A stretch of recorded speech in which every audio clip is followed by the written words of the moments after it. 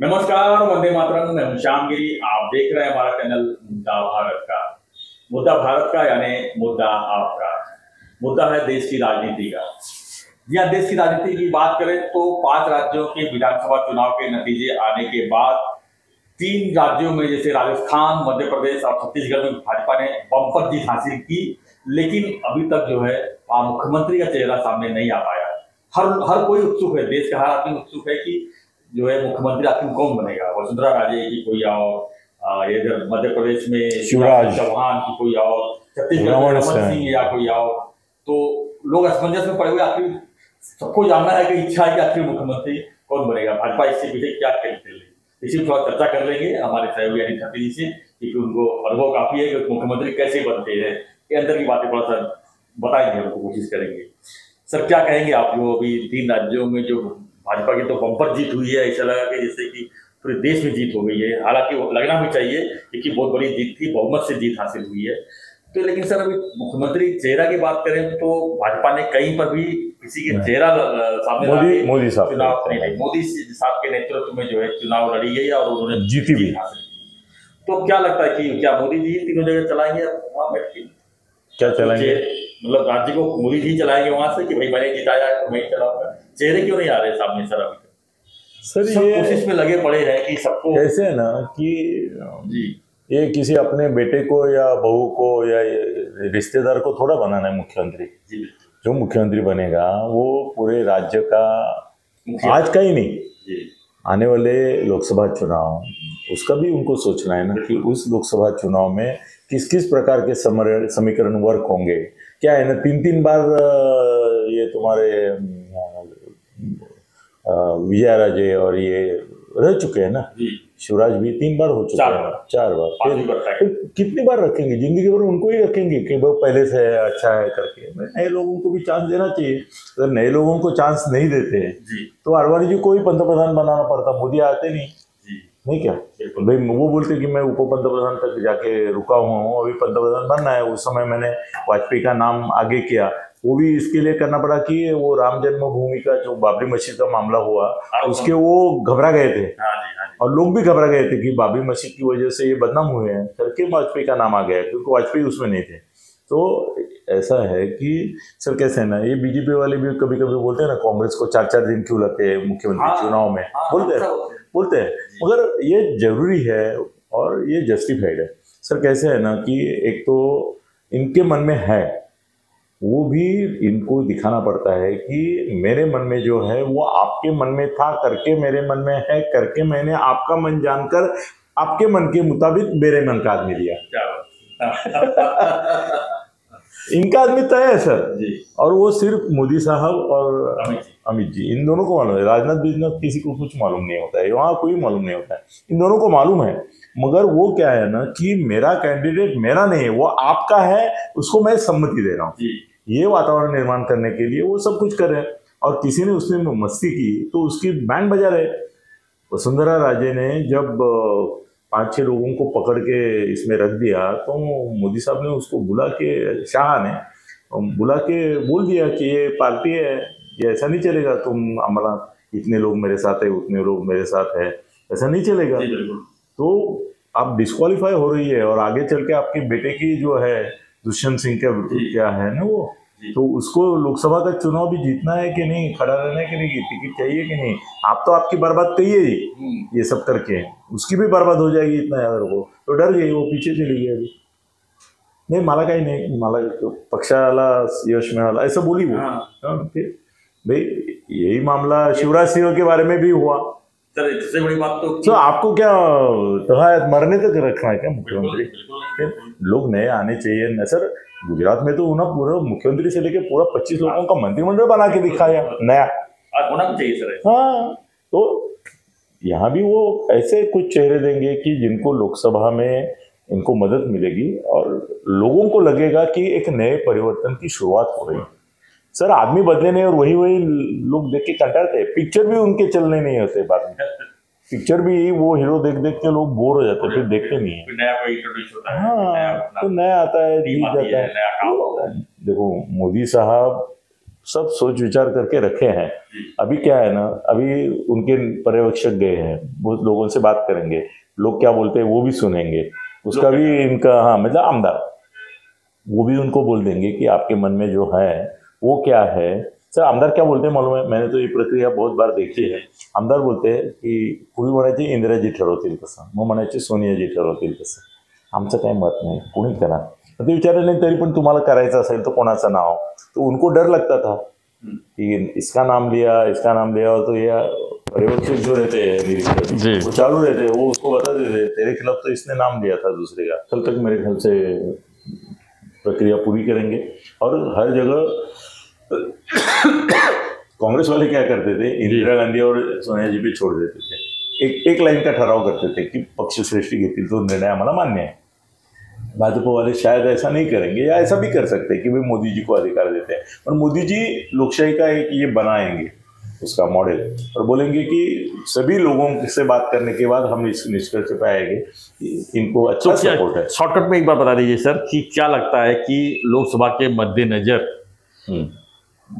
मद्देनजर तो इन तीनों राज्यों में क्या मुख्यमंत्री चेहरा बदली होगा? हो, मेरे को तो लगता है कि शिवराज जी को फिर से नहीं करेंगे, रमन जी को फिर से नहीं करेंगे, वसुंधरा राजे को फिर से नहीं करेंगे, क्योंकि तीनों जन ने जो है 2018 में अपनी सत्ता गवा चुके हैं। हाँ, यानी लोग जो है जता चुके हैं कि हमको ये चेहरा नहीं चाहिए। वसुंधरा राजे को तो शाह साहब ने पूछा, पेपर में आया है जी कि आपके कारण ही तो पिछली बार सत्ता गई थी। हाँ, तीनों जन की सत्ता गई थी, यानी शिवराज सिंह चौहान भी चुनाव मतलब सत्ता हार गए थे तीनों जगह कांग्रेस। इसी तरह भाजपा ने जो है कुछ लोगों को तोड़ के, जैसे सिंधिया को कुछ लोगों से शामिल करके किसी तरह सरकार बनाई थी, अभी बनाई। तो इसमें कह नहीं सकते थे कि शिवराज सिंह चौहान की मेरे वजह से सत्ता आई है या मेरे वजह से नहीं, ऐसा कुछ तो ऐसा नहीं लगता। नहीं, ऐसा नहीं कुछ, वो तीनों नए आएंगे, ये हमारा तर्क नहीं।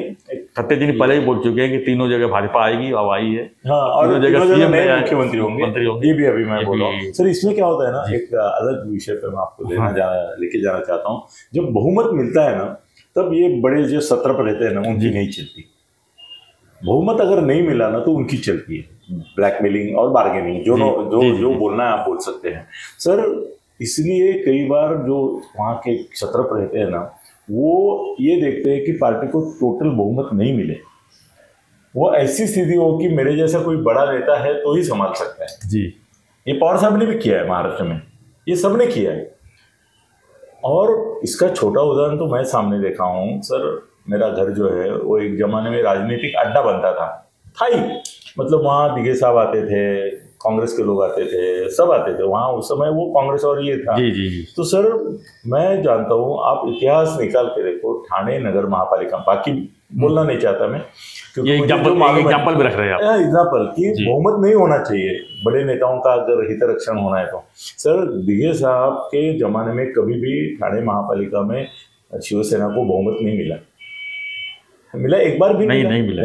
वो तो शिंदे साहब है जिनके जमाने में बहुमत मिलता है जी, क्योंकि उनको यहाँ उस तरह का इंटरेस्ट नहीं था जिस तरह का दिघे साहब को था।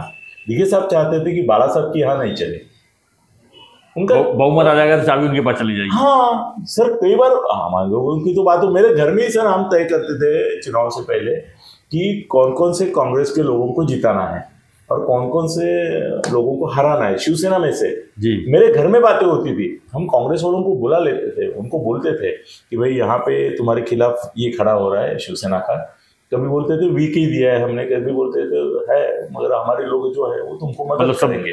जितने हारने की स्क्रिप्ट पूरा तैयार होती थी। हाँ सर, मेरे घर में तय होता था किसको जिताना है किसको हराना है। मैं सर बहुत सारे गोष्ठों का साक्षी हूँ और दिघे साहब तय करते थे, और वो तय ये करते थे कि किसी भी हालत में शिवसेना को बहुमत नहीं मिलना चाहिए, तभी चाबी मेरे हाथ में रहेगी। तभी बाला साहब बोलेंगे कि आनंद अभी तुम देखो बाबा बहुमत नहीं आया है। फिर वो बोलेंगे ठीक है मैं किसको क्या करना है वो देखता हूँ। फिर अपक्षों को वो ही लाते थे चुनाव में जीत के, वही लाते थे। फिर वो अपक्ष इनके साथ आ जाते थे क्योंकि पहले ही तय था किसको लेना है किसको नहीं देना है, सब व्यवहार भी होता था बिल्कुल उस समय भी। तो दिघे साहब ने कभी भी बहुमत नहीं दिया, और हम हमेशा चर्चा करते कि जिस दिन बहुमत मिल गया उस दिन दिघे साहब के हाथ से थाना गया। फिर वो बाला साहब ऊपर से महापौर तय करेंगे, ये करेंगे। कभी भी जितने महापौर हुए सब दिघे साहब ने तय किए।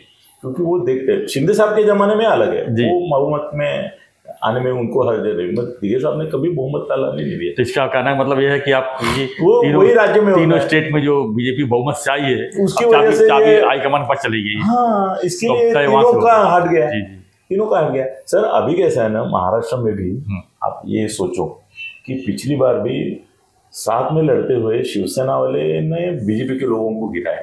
ये अभी जो हुआ 19 में, वहां पे जहां पर बीजेपी खड़ी थी वहां पर मन से को उठ जा रही थी शिवसेना की। नहीं सर, ये ऐसा जानबूझकर करते हैं कि बीजेपी के कम आने चाहिए साथ में होते हुए, और बीजेपी वाले सोचते शिवसेना के कम आने चाहिए, दोनों एक दूसरे काट देते थे। हाँ, और उसको तीसरा फायदा उठाता था, कांग्रेस लेने की मजबूरी हो जाती है। मगर वो ऐसा है सर, अगले चुनाव में भी ये संभावना है कि अभी अजीत दादा, शिंदे और ये साथ में रहेंगे, लड़ेंगे, मगर शिंदे गुट के लोगों को गिराने के लिए बीजेपी कोशिश करेगी, अजीत दादा के लोग भी कोशिश करेंगे, और उन दोनों के गिराने की बीजेपी भी कोशिश करेगी। क्योंकि लार्जेस्ट पार्टी अगर बहुत बड़ी हो गई, 120-125 तक गई बीजेपी, तो इन दोनों की जरूरत नहीं ना, अपक्ष और ये पकड़ के कुछ भी कर सकते हैं, इनमें से तोड़ सकते हैं। तोड़ा तो इन्होंने, ये नहीं बोल सकते कि हमारा क्यों तोड़ा है कि बिल्कुल। तो वो भी नहीं चाहेंगे कि क्लियर कट मेजोरिटी, ये भी नहीं चाहेंगे। इन दोनों को, अजीत दादा और शिंदे साहब को अगर कुछ महत्व बाद में रहना है तो बीजेपी को इतना वोट नहीं मिलना चाहिए, सीट नहीं मिलनी चाहिए कि वो उन्मत्त होकर इन दोनों को हटा दे। वो इनके गिराएंगे पक्का जी, पक्का गिराएंगे। अब मुझे तो उम्मीद लग रहा है कि सबको भाजपा से टिकट हो सकता है कि सिंबल से लाए हैं लोग, दोनों को सिंबल पे लड़ने के बाद भी गिरा सकते हैं। सर देखो कई बार ऐसा होता है कि शिवसेना के टिकट पे लड़ने वाले को शिवसेना वाले ही गिराते हैं, कांग्रेस के टिकट पे खड़ा है उसको कांग्रेस वाले ही गिराते हैं, कांग्रेस वालों को दूसरा बाहर का आदमी गिरा नहीं सकता है, कांग्रेस वाले को कांग्रेस वाले ही गिराते हैं। राष्ट्रवादी का इतना नहीं है, कांग्रेस का तो कांग्रेस वाले ही गिराते हैं, मुझे मालूम है ना। तो अभी ये बड़ा बहुमत हानिकारक होता है क्षत्रप लोगों के लिए, वैसा भी वहाँ हुआ है। और महाराष्ट्र में भी कल सर ऐसा हो सकता है सर, बड़े लोग सर विलासराव देशमुख को हराया था मालूम है, उनके गांव में। हाँ, विधानसभा हार गए थे। क्या बात? अरे विधान परिषद में वो पांव मत से हार गए थे, मनोहर जोशी ने मैनेज किया था सर। आमदार उतरे बस से, विलासराव का हाथ किया कि हम आपको वोट दे रहे हैं, और अंदर जाके उनके खिलाफ ऐसे वोटों की रचना मनोहर जोशी ने की कि वो एक वोट से, मतलब पाव वोट से गिर गए विधान परिषद में भी, मतलब विधानसभा में गिर गए तो विधान परिषद जाने के वहां भी गिर गए, और वो मनोहर जोशी ने प्लानिंग किया था। ये कब की बात है? 95 हाँ, उसी समय की होगी, क्योंकि मनोहर जोशी मुख्यमंत्री थे और उस समय गिरे थे ये। सर ये एक दूसरे को गिराने का चक्कर होता ही है। शरद पवार के बारे में हमेशा पवार साहब के बारे में कहा जाता है कि वो चुन के ला नहीं सकते मगर गिरा सकते हैं। ये मामला अभी फडणवीस साहब के हुआ है। सर पंकजा मुंडे क्यों गिरी इलेक्शन में? एक सबसे बड़ा एग्जांपल, धनंजय मुंडे इनका दत्तक पुत्र है। धनंजय मुंडे जो है बीजेपी वजह से जीती है वहां पर, सबको पता है, फडणवीस साहब की वजह से जीता धनंजय, बिल्कुल। और पंकजा को हराना ही था, वो हार गई है कि नहीं?